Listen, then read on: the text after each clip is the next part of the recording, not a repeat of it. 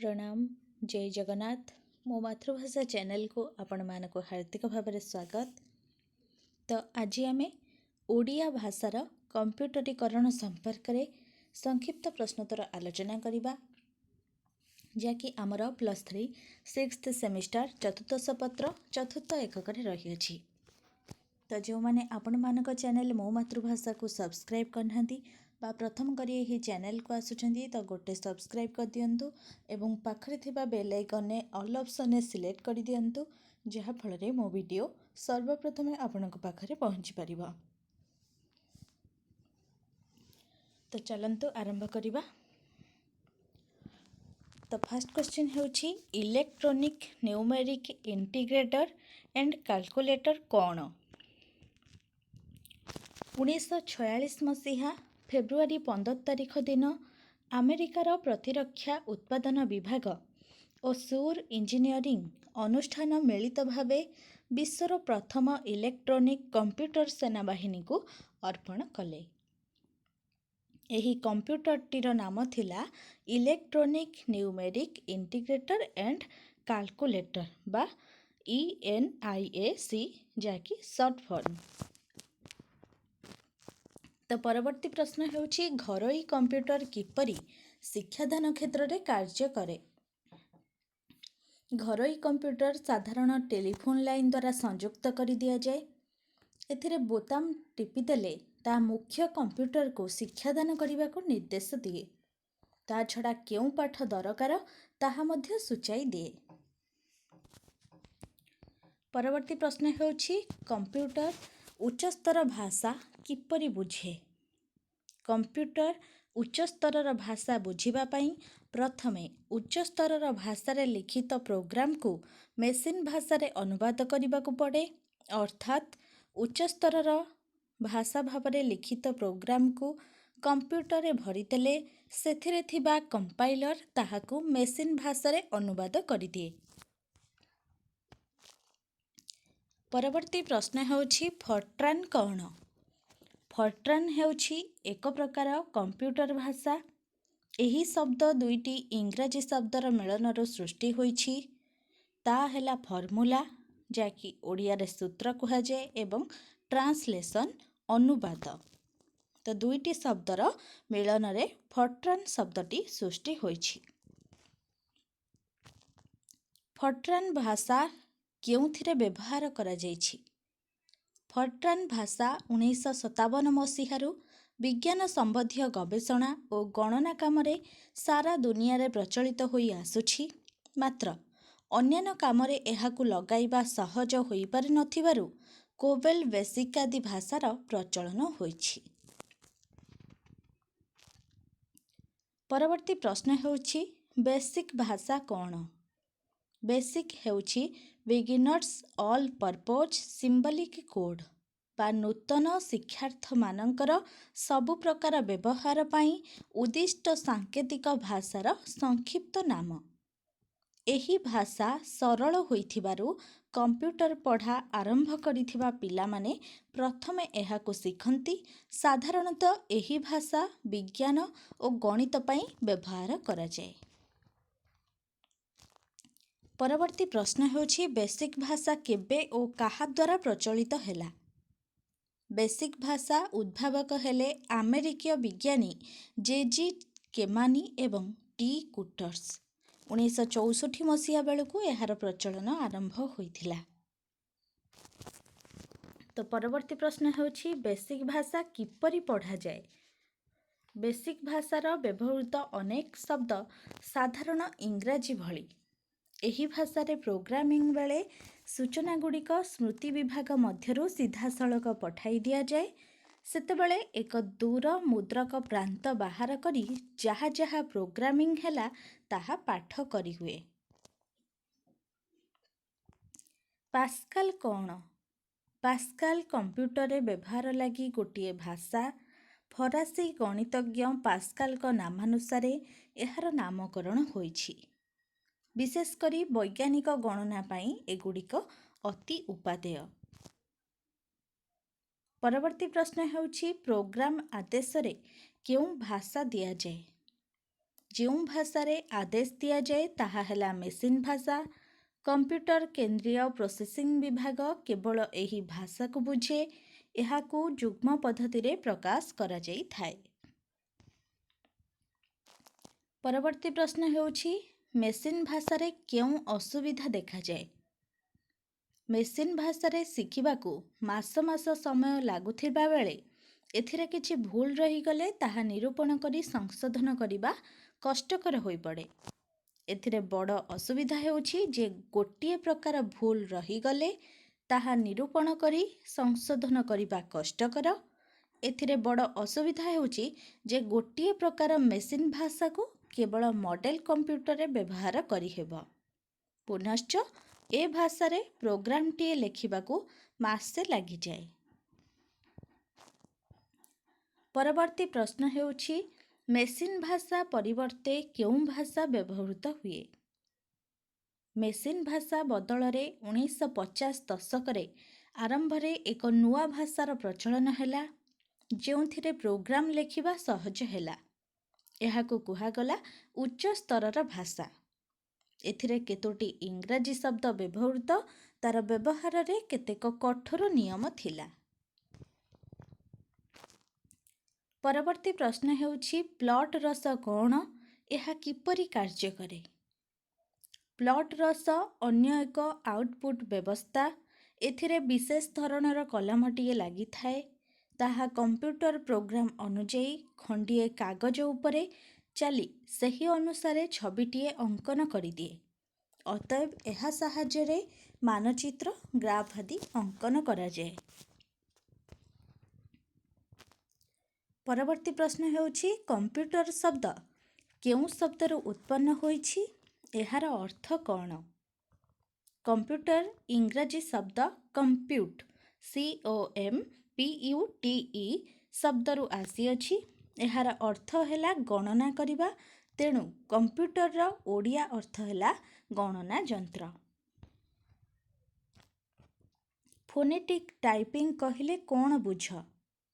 ଉଚ୍ଚାରଣ ଭିତ୍ତିରେ ଅନ୍ୟ ଭାଷାର ଶବ୍ଦାବଳୀକୁ ଇଂରାଜୀ ଭାଷାରେ ଟାଇପ୍ କରିବାକୁ ଫୋନେଟିକ୍ ଟାଇପିଂ କୁହାଯାଏ। ପ୍ରାୟ ଅଧିକାଂଶ ଭାରତୀୟ ଭାଷାକୁ ଫୋନେଟିକ୍ ଟାଇପିଂ ଦ୍ୱାରା କରାଯାଇଥାଏ। ଏହା ବାଇନାରୀ ଭାଷାର ଓ ଏବଂ ଆଇ ବ୍ୟତୀତ ଏହା ଅନ୍ୟ କୌଣସି ଭାଷା ବୁଝିପାରେ ନାହିଁ। ବାଇନାରୀ ଭାଷାକୁ ମେସିନ୍ ଲାଙ୍ଗୁଏଜ କୁହାଯାଏ। ପରବର୍ତ୍ତୀ ପ୍ରଶ୍ନ ହେଉଛି ୱିଣ୍ଡୋ ସଫ୍ଟୱେୟାରକୁ କିଏ ଓ କେବେ ପ୍ରସ୍ତୁତ କରିଥିଲେ? ଯୁକ୍ତରାଷ୍ଟ୍ର ଆମେରିକାର ମାଇକ୍ରୋସଫ୍ଟ ନାମକ ଗୋଟିଏ କମ୍ପାନୀ 1985 ମସିହାରେ ୱିଣ୍ଡୋ ନାମଧେୟ ସଫ୍ଟୱେୟାରକୁ ପ୍ରସ୍ତୁତ କରିଥିଲେ। ସିଷ୍ଟମ ସଫ୍ଟୱେୟାର କହିଲେ କ'ଣ ବୁଝ? କମ୍ପ୍ୟୁଟର ନିଜେ ବ୍ୟବହାର କରୁଥିବା ସଫ୍ଟୱେୟାରକୁ ସିଷ୍ଟମ ସଫ୍ଟୱେୟାର କୁହାଯାଇଥାଏ। ଏହା ଆପ୍ଲିକେସନ ସଫ୍ଟୱେୟାର ହାର୍ଡୱେୟାର ସହିତ ସମ୍ପୃକ୍ତ କରିଥାଏ। ପରବର୍ତ୍ତୀ ପ୍ରଶ୍ନ ହେଉଛି ଇଣ୍ଟରନେଟ୍ କ'ଣ? ଇଣ୍ଟରନେଟ୍ ହେଉଛି ବିଶ୍ୱବ୍ୟାପୀ କମ୍ପ୍ୟୁଟର ମାଧ୍ୟମରେ ହେଉଥିବା ଯୋଗାଯୋଗ ଓ ନେଟୱାର୍କ ସେଣ୍ଟର ମଧ୍ୟରେ ସଂଯୋଜନ କରାଇ ଏହାର ପ୍ରସାର ଓ ପ୍ରଭାବକୁ ଉପଲବ୍ଧି କରିବା ନିମନ୍ତେ ପ୍ରତିଷ୍ଠା କରାଯାଇଥିବା ବ୍ୟବସ୍ଥା। ତ ଏହା ଏକ ଇମ୍ପୋର୍ଟାଣ୍ଟ କ୍ୱେଶ୍ଚିନ୍, ସେମିଷ୍ଟର ଏକ୍ଜାମରେ ଆସିପାରେ। ତ ପରବର୍ତ୍ତୀ ପ୍ରଶ୍ନ ହେଉଛି କମ୍ପ୍ୟୁଟର ନେଟୱାର୍କ କେବେ ଆରମ୍ଭ ହୋଇଥିଲା? 1969 ମସିହାରେ ଯୁକ୍ତରାଷ୍ଟ୍ର ଆମେରିକାର ପ୍ରତିରକ୍ଷା ବିଭାଗ ପ୍ରଥମେ ଗୋଟିଏ ପ୍ରୋଜେକ୍ଟ ମାଧ୍ୟମରେ କମ୍ପ୍ୟୁଟର ନେଟୱାର୍କିଂର ଅୟମାରମ୍ଭ କରିଥିଲା। ଏହି ନେଟୱାର୍କର ନାମ ଥିଲା ARP ନେଟ୍ ବା advanced research projects agency network. ପରବର୍ତ୍ତୀ ପ୍ରଶ୍ନ ହେଉଛି ୟୁଟ୍ୟୁବ କେବେ ଲଞ୍ଚ ହୋଇଥିଲା? 2006 ମସିହାରେ ୟୁଟ୍ୟୁବ ଲଞ୍ଚ କରିଥିଲା। ଫେସବୁକ୍ କେବେ ସୃଷ୍ଟି ହୋଇଥିଲା? ଫେସବୁକ୍ 2004 ମସିହାରେ ସୃଷ୍ଟି ହୋଇଥିଲା। ପରବର୍ତ୍ତୀ ପ୍ରଶ୍ନ ହେଉଛି ୱେବସାଇଟ୍ କ'ଣ? ୱେବସାଇଟ୍ ହେଉଛି ଇଣ୍ଟରନେଟ୍ରେ ଉପଲବ୍ଧ ଏକ ବା ଏକାଧିକ ୱେବ୍ ପେଜ୍ ଯାହା ଏକ ନିର୍ଦ୍ଦିଷ୍ଟ ଉଦ୍ଦେଶ୍ୟ ବା ଲକ୍ଷ୍ୟ ପୂରଣ ଉଦ୍ଦେଶ୍ୟରେ ସଜ୍ଜିତ ହୋଇ ପ୍ରସ୍ତୁତ ହୋଇଥାଏ। WWWର ଜନ୍ମ କେଉଁଠୁ ହୋଇଥିଲା? WWWର ଜନ୍ମ ସୁଇଜରଲ୍ୟାଣ୍ଡର ERN ନାମକ ଏକ ପଦାର୍ଥ ବିଜ୍ଞାନ ଅନୁଷ୍ଠାନରୁ ହୋଇଥିଲା। ଏହାର ସୃଷ୍ଟିକର୍ତ୍ତା ହେଉଛନ୍ତି ସେହି ଅନୁଷ୍ଠାନର ଜଣେ ଟିମ୍ ବର୍ନର୍ସ-ଲି। ପ୍ରାରମ୍ଭିକ ୱେବସାଇଟ୍ କାହାକୁ କହନ୍ତି? ଇଣ୍ଟରନେଟ୍ ଏକ୍ସପ୍ଲୋରର୍ ଖୋଲିଲେ ଯେଉଁ ପେଜ୍ଟି ପ୍ରଥମେ ମିଳେ ତାହା ହିଁ ଆମର ପ୍ରାରମ୍ଭିକ ୱେବସାଇଟ୍ ହୋମ୍ ପେଜ୍। WWWର ଫୁଲ୍ ଫର୍ମଟି କ'ଣ? WWWର ଫୁଲ୍ ଫର୍ମ ହେଉଛି ୱାର୍ଲଡ ୱାଇଡ୍ ୱେବ୍। ଏହାର ବିକାଶ ହୋଇ ଇଣ୍ଟରନେଟ୍ କ୍ଷେତ୍ରରେ ଏକ ବିରାଟ ସଫଳତା ମିଳିଥିଲା। ପରବର୍ତ୍ତୀ ପ୍ରଶ୍ନ ହେଉଛି ବାରହା ସଫ୍ଟୱେର୍ ବିଷୟରେ ଲେଖ। କମ୍ପ୍ୟୁଟରର ଭାରତୀୟ ଭାଷାଗୁଡ଼ିକୁ ବ୍ୟବହାର କରିବା ନିମନ୍ତେ ସଫ୍ଟୱେର୍ ରହିଛି। ଏହି ସଫ୍ଟୱେର୍କୁ ବାରହା ସଫ୍ଟୱେର୍ କୁହାଯାଏ। ଏହା ଦୁଇ ପ୍ରକାର, ଯଥା ବାରହା ଡାଇରେକ୍ଟ ଓ ବାରହା ପେଡା ବାରହା। ଡାଇରେକ୍ଟ ହେଉଛି ମାଇକ୍ରୋସଫ୍ଟ ହାର୍ଡ ଏକ୍ସେଲ୍ ପରି ଏକ ଆପ୍ଲିକେସନ୍। ପରବର୍ତ୍ତୀ ପ୍ରଶ୍ନ ହେଉଛି ଆଧୁନିକ ଇଲେକ୍ଟ୍ରୋନିକ୍ କମ୍ପ୍ୟୁଟର କେବେ ଓ କାହା ଦ୍ୱାରା ଉଦ୍ଭାବିତ ହୋଇଥିଲା? 1946 ମସିହାରେ ପେନସିଲଭେନିଆ ବିଶ୍ୱବିଦ୍ୟାଳୟ ବୈଜ୍ଞାନିକ J.P. ଏକେଟ୍, J.W. ମାଉଚିଲି ପ୍ରଥମେ ଆଧୁନିକ ଇଲେକ୍ଟ୍ରୋନିକ୍ କମ୍ପ୍ୟୁଟର ନିର୍ମାଣ କରିଥିଲେ। ସେମାନଙ୍କର ଏହି ଯନ୍ତ୍ରଟିର ନାମ ଥିଲା ନିୟାମକ ENIAC electronic integration and calculator. ପରବର୍ତ୍ତୀ ପ୍ରଶ୍ନ ହେଉଛି କମ୍ପ୍ୟୁଟରର ଜନକ କିଏ ଓ ତାଙ୍କୁ କେଉଁ ଉପାଧି ମିଳିଥିଲା? କମ୍ପ୍ୟୁଟରର ଜନକ ହେଉଛନ୍ତି ଚାର୍ଲ୍ସ ବ୍ୟାବେଜ୍। ସେ 1823 ମସିହାରେ ଏକ ଯନ୍ତ୍ର ନିର୍ମାଣ କରିଥିଲେ। ଏହାକୁ କୁହାଯାଉଥିଲା ବିୟୋଗକାରୀ ଯନ୍ତ୍ର ବା ଡିଫରେନ୍ସ ଇଞ୍ଜିନ୍। ଏହି ଯନ୍ତ୍ର ସାହାଯ୍ୟରେ ବୀଜଗଣିତ କଷି ହେଉଥିଲା। ପରେ ସେ ଏହି ଧରଣର ବଡ଼ ବଡ଼ ଯନ୍ତ୍ରମାନ ତିଆରି କରିବାକୁ ଲାଗିଲେ। ସେଗୁଡ଼ିକର ସାହାଯ୍ୟରେ 0.20 ସ୍ଥାନ ପର୍ଯ୍ୟନ୍ତ ନିର୍ଭୁଲ ରୂପେ ଗଣନା କରି ହେଉଥିଲା। ପରବର୍ତ୍ତୀ ପ୍ରଶ୍ନ ହେଉଛି ସଫ୍ଟୱେର୍କୁ ବାଣିଜ୍ୟିକ ଭାଷାରେ କ'ଣ କୁହାଯାଏ? ତ ସଫ୍ଟୱେର୍କୁ ବାଣିଜ୍ୟିକ ଭାଷାରେ ପ୍ୟାକେଜ୍ କୁହାଯାଏ। ସଫ୍ଟୱେର୍ର ଅର୍ଥ ଡାଟା ପ୍ଲସ୍ ପ୍ରୋଗ୍ରାମ। କମ୍ପ୍ୟୁଟର ସାହାଯ୍ୟରେ ବିଭିନ୍ନ କାର୍ଯ୍ୟର ସମାଧାନ ନିମନ୍ତେ ଭିନ୍ନ ଭିନ୍ନ ସଫ୍ଟୱେର୍ ପ୍ରସ୍ତୁତ କରାଯାଇଥାଏ। ସଫ୍ଟୱେର୍କୁ କେତେ ଭାଗରେ ବିଭକ୍ତ କରାଯାଇଛି? ସଫ୍ଟୱେର୍ ଦୁଇ ଭାଗରେ ବିଭକ୍ତ, ଯାହାକି ସିଷ୍ଟମ୍ ସଫ୍ଟୱେର୍ ଏବଂ ଆପ୍ଲିକେସନ୍ ସଫ୍ଟୱେର୍। ପରବର୍ତ୍ତୀ ପ୍ରଶ୍ନ ହେଉଛି ସିଷ୍ଟମ୍ ସଫ୍ଟୱେର୍କୁ କେତେ ଭାଗରେ ବିଭକ୍ତ କରାଯାଇଛି? ସିଷ୍ଟମ୍ ସଫ୍ଟୱେର୍କୁ ଦୁଇ ଭାଗରେ ବିଭକ୍ତ କରାଯାଇଛି। ତାହା ହେଉଛି ଅପରେଟିଂ ସିଷ୍ଟମ୍ ଏବଂ ଟ୍ରାନ୍ସଲେଟର୍। ଅପରେଟିଂ ସିଷ୍ଟମ୍ର କାର୍ଯ୍ୟ କ'ଣ? ଅପରେଟିଂ ସିଷ୍ଟମ୍ ହେଉଛି କେତେକ ନିର୍ଦ୍ଦେଶାବଳୀ ବା ପ୍ରୋଗ୍ରାମର ସମାହାର, ଯାହାକି ଏକ କମ୍ପ୍ୟୁଟରର କାର୍ଯ୍ୟପ୍ରଣାଳୀକୁ ନିୟନ୍ତ୍ରଣ କରିବା ନିମନ୍ତେ ପ୍ରସ୍ତୁତ କରାଯାଇଥାଏ। ଏହି ସଫ୍ଟୱେର୍ ବ୍ୟବହାର ପ୍ରକୃତରେ ତୃତୀୟ ପିଢ଼ି କମ୍ପ୍ୟୁଟରରୁ ଆରମ୍ଭ ହୋଇଛି। କମ୍ପ୍ୟୁଟରରେ ବିଭିନ୍ନ ଅଂଶଗୁଡ଼ିକର ନିୟନ୍ତ୍ରଣ ସମନ୍ୱୟ ସଫଳ କାର୍ଯ୍ୟକାରିତାରେ ଅପରେଟିଂ ସିଷ୍ଟମ୍ର ଭୂମିକା ଗୁରୁତ୍ୱପୂର୍ଣ୍ଣ। ପରବର୍ତ୍ତୀ ପ୍ରଶ୍ନ ହେଉଛି ଟ୍ରାନ୍ସଲେଟର୍ କମ୍ପ୍ୟୁଟର ସମ୍ବନ୍ଧରେ ସଂକ୍ଷେପରେ ଲେଖ। କମ୍ପ୍ୟୁଟର ହେଉଛି ଏକ ଯନ୍ତ୍ର ଯାହାକି ବାଇନାରୀ ତତ୍ତ୍ୱ ଉପରେ କାର୍ଯ୍ୟ କରିଥାଏ। ଶିକ୍ଷା କ୍ଷେତ୍ରରେ ଇଣ୍ଟରନେଟ୍ ବ୍ୟବହାର ବିଷୟରେ ଲେଖ। ଶିକ୍ଷା କ୍ଷେତ୍ରରେ ଉଭୟ ଶିକ୍ଷକ ଓ ଛାତ୍ର ଇଣ୍ଟରନେଟ୍ ଦ୍ୱାରା ଉପକୃତ ହୋଇଥାନ୍ତି। ଶିକ୍ଷକ ଓ ଛାତ୍ରମାନଙ୍କ ଆବଶ୍ୟକତା ଅନୁଯାୟୀ ପାଠ୍ୟ ବିଷୟମାନ ଇଣ୍ଟରନେଟ୍ରେ ଉପଲବ୍ଧ ହୋଇଥାଏ। ପୁନଶ୍ଚ ଅନଲାଇନ୍ ଶିକ୍ଷାଦାନ ପଦ୍ଧତିରେ ଜଣେ ଛାତ୍ର ସୁଦୂର ଅଭିଜ୍ଞ ଶିକ୍ଷକମାନଙ୍କର ଶିକ୍ଷାଦାନର ସୁଯୋଗ ପାଇପାରିଥାଏ। ପରବର୍ତ୍ତୀ ପ୍ରଶ୍ନ ହେଉଛି ଶିକ୍ଷା କ୍ଷେତ୍ରରେ ଇଣ୍ଟରନେଟ୍ର ବ୍ୟବହାର ବିଷୟରେ ଲେଖ। ଇଣ୍ଟରନେଟ୍ରେ ଶିକ୍ଷା ଓ ଗବେଷଣା ଭିତ୍ତିକ ଅନେକ ତଥ୍ୟ ଉପଲବ୍ଧି ହୋଇଥାଏ। गवेषक लाइब्रेरी रे समय नष्ट न करी इंटरनेट व्यवहार रे से सबु तथ्य पाई पारि थाए। टिकेट किनिबा क्षेत्र रे इंटरनेट रो व्यवहार विषय लेख।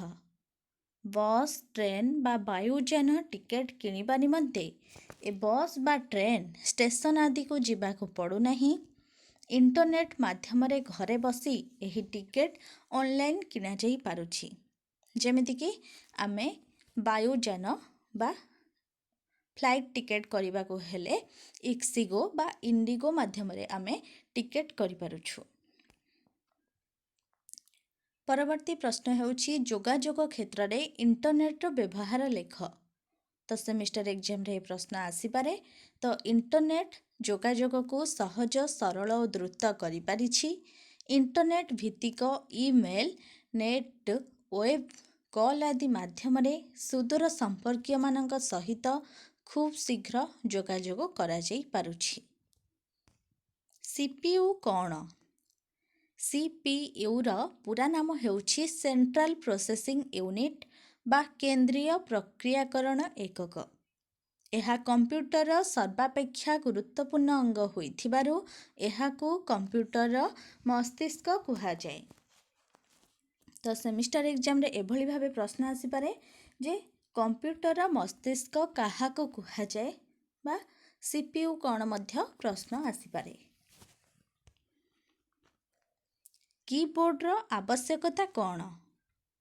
କିବୋର୍ଡ ହେଉଛି କମ୍ପ୍ୟୁଟରର ସର୍ବାପେକ୍ଷା ଗୁରୁତ୍ୱପୂର୍ଣ୍ଣ ଉପକରଣ। ଏହା ସାହାଯ୍ୟରେ କମ୍ପ୍ୟୁଟର ଅଭ୍ୟନ୍ତରକୁ ତଥ୍ୟରାଜିର ପ୍ରେରଣ ସମ୍ଭବ ହୁଏ। ଏହା ଗୋଟିଏ ଇଲେକ୍ଟ୍ରୋନିକ୍ ଟାଇପରାଇଟର ଭଳି ଦିଶେ।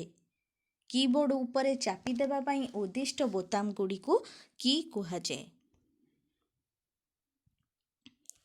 ଭୋଲ୍ଟ କାହାକୁ କହନ୍ତି? इंटरनेट प्रोटोकॉल बा आईपी आधारित एलटी नेटवर्क को भोल्ट कुहाଯାଏ। तो देखिथिबो फोन ऊपर लिखा जाई थाए भोल्ट एलटीई बा इंटरनेट प्रोटोकॉल आईपी आधारित एलटी नेटवर्क को भोल्ट कुहाଯାଏ। तो यह थिला आजिर ओडिया भाषार कंप्यूटरीकरण संपर्क रे संक्षिप्त प्रश्नोत्तर आलोचना। आशा करुछि ए आपण मानक पई बहुत उपादेय हेबो। तो वीडियो भल लगी लाइक करने को आद भूलें एवं सांग मानक शेयर करदे जहाँफल से माने मध्य उपकृत हो पारिबे। तो रहुछि समस्ते भलरे रुहंतु खुशी रुहंतु। धन्यवाद।